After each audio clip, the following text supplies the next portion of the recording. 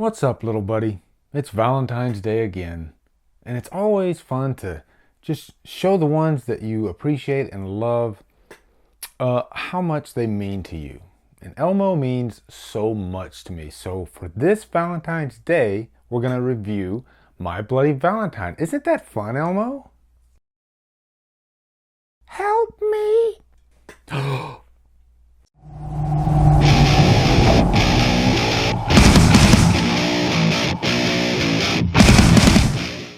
My Bloody Valentine stars Paul Kilman, Lori Hollier, Neil Affleck, and is directed by George Mahalka.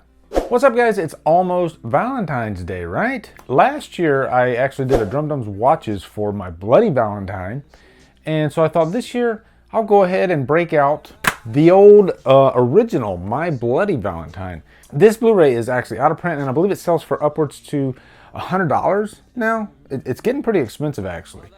So not to freaking brag or anything, but I scored this when it was 10 bucks at Walmart, like quite a few years ago. As a matter of fact, I watched it on my brand new 4K TV last night, and it just looked glorious in HD, actually. So yeah, if you can get your hands on this, definitely check it out. And another reason you want to get your hands on this is because it is the extended cut, and we will be getting into that. But My Bloody Valentine is one of my favorite slasher movies, and it didn't always start out like that. When I first saw this movie, probably about maybe, I want to say like 10 years ago, I saw this for the first time.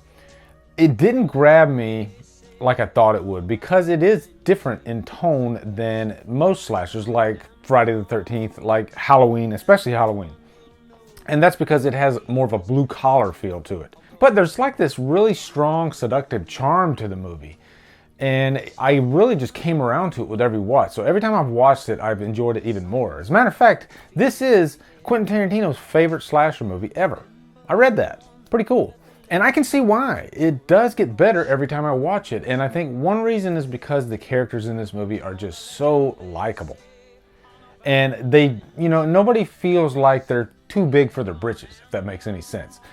Everybody just feels so relatable. But first off, let's get into the story of My Bloody Valentine. This is a movie that came out in 1981, I believe. So the story of My Bloody Valentine is there's this like Valentine's Day massacre involving this guy, Harry Warden. He was a miner, and he was one of the few survivors, but he was stuck, and the rest of the survivors got away. So Harry Warden escapes, but he takes revenge on the other survivors. He kills them because he's crazy. And so eventually he gets put into a mental ward, and then a few decades later, there's this big dance that they're having. And Harry Warden said if anybody ever has this dance again, he's gonna come back and he's gonna kill him. But everybody thinks Harry Warden is institutionalized. But the killings start happening, and then all of a sudden the town thinks, uh-oh, is Harry Warden responsible for these deaths? Because they cannot find records of him at the mental ward. And that is one of the really cool aspects of this movie. I don't think there's any other slasher I've seen where it opens up with a slasher killer who is put away, and then the killings start happening again. And so there's already this legend built around the gas mask killer. And you don't know if the guy has actually come back and done the killings or if it's somebody else, like a copycat killer. And before I go any further, this will be a spoiler review. This is a really old movie. A lot of you have seen this. So I'm going to be talking some spoilers because there's some really cool stuff to talk about throughout. Now, like I said earlier, really what makes this one so good is the characters. And there is a love triangle that is at the center of this. And you can't get in trouble when you have a love triangle or any kind of lovey-dovey stuff in a slasher movie. But it works in this movie, actually. It's not overbearing to the story. But it is central to the story because it plays into the end. The reveal of the killer is because of this love triangle. And I've already mentioned spoilers. The killer is Axel. And Axel really started killing because he saw his own father's death by the hands of Harry Warden. So I think his romance with Sarah was, I guess, a trigger that caused all these killings to start happening. But what's good about this is you have TJ and Axel, and they're both like likable guys. You don't hate either one of them, which I think is more realistic. The heart doesn't know good or bad. The heart wants what it wants, people. That's all I can say. But I kind of found myself like rooting for both the guys in the movie, which is a rare thing. That's how likable they were. And I definitely liked Lori Hollier, who played Sarah. She is the one that's caught in between all of this. And so it's kind of cool because A, she's got to, fight for her life against this deranged killer. And B, she's got to pick which one of these guys she loves. It's tough. But as far as like all the final girls go in like 80s slasher, she is one of my favorites because of the emotion that was involved throughout her journey in this movie. Now let's get down to brass tacks. Let's talk about the kills in My Bloody Valentine and really the legend of this movie. Luckily, when I first saw this, I saw the extended cut.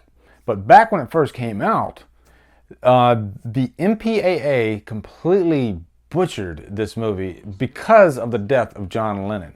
A lot of times when a national tragedy happens, Hollywood has to pay for it. 9/11 is a great example. After 9/11, they scrapped all these movies that had to do with, crime, and especially anything that had to do with terrorism. Training Day was one of those movies that suffered because of that. It ended up getting released, I think, much later. But John Lennon's death caused the MPAA to just completely freak out, and they took this movie and they just completely stripped it of all the good kills. And it's a shame too, because watching this, the practical effects are some of the best out of any 80s slasher that I've ever seen. I mean, even including like the work of Tom Savini. And all these extra scenes that were cut, they're not in full HD resolution, but they're still very effective. And I could not imagine watching this movie without those effects. It would really turn a great movie into an okay movie. We horror fans, we love Carnage Candy, and this movie, the extended cut, really delivers. And when you have a pickaxe, that is like the perfect weapon to get down with. The pickaxe actually goes through the neck and up the eyeball of one of the victims. And then you got a female in the movie later, she gets impaled. I mean, all the deaths in this movie are just gruesome. As a matter of fact, behind the scenes, they were so gruesome that when the special effects designer showed them to the director for the first time, the guy like threw up. That's how effective they were. And I think if you want to compare this one to another slasher movie, I would say Friday the 13th is a good one to compare it to, just because of the level of the kills. Which I think are just perfectly done. And it's interesting that My Bloody Valentine was never greenlit for a sequel because the box office returns just weren't there, and that probably had something to do with John Lennon's death. But the end of this movie, it just completely leaves it wide open for a sequel. Axel literally cuts his arm off and escapes, and he sounds like he needs to go right back to the loony bin. Also, let's talk about the gas mask killer. Every horror icon needs something, needs a signature look. And I think the look of the gas mask killer, you could put him up there with like Freddy, Michael, Jason, Pinhead, and I think he would hold his own. I mean, he looks badass, I think. And again, it's a shame that we didn't have like, 3 movies with the gas mask killer, if you're not talking about remakes. And the remake is actually a really good movie. I don't think it's as good as this one, but it's still very effective. And it's really fun in 3D. But guys, in the end, I love the hell out of My Bloody Valentine. I am going to give this movie a high purchase worthy. Be sure to get the extended cut. You can still get it on DVD for pretty cheap, I think. But just make sure you get the extended cut. And also, happy Valentine's Day, everybody. So, what are your thoughts on My Bloody Valentine? Looking forward to hearing them. Do you prefer this one over the remake?